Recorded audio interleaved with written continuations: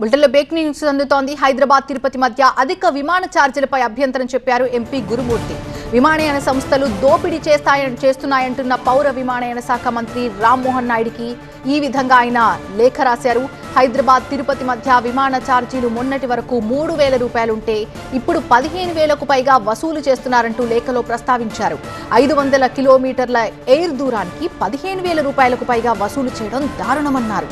Air ఛార్జీలను తగ్గించి విమానాల సంఖ్యను పెంచాలని కేంద్ర మంత్రి రామ్మోహన్ నాయుడిని కోరారు తిరుపతి ఎంపీ గురుమూర్తి.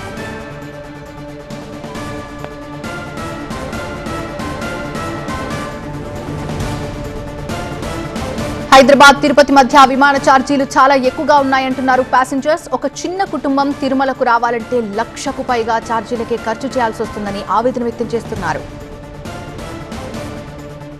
విమాన టికెట్ల ధరలతోటి ఒక కుటుంబం మొత్తం ప్రయాణం చేయాలంటే కనీసం ఒక 1,00,000 రూపాయలు వన్ వేలో పెట్టాలంటే చాలా ఇబ్బంది. ఇంతకుముందు టూ అండ్ ఫ్రో కలిపి 6,000లో వచ్చేసే వాళ్ళము. ఇప్పుడు ఒక వేకే 9,000 అంటే అది చాలా కష్టము.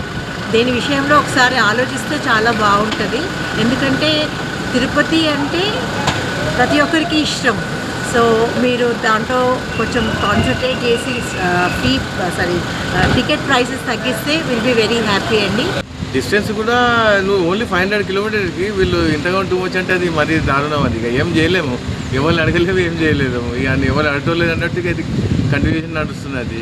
హైదరాబాద్ నుంచి తిరుపతికి రావాలంటే ప్రయాణం సులువుగా ఉండేది, చాలా చౌకగా ప్రయాణం చేసేది.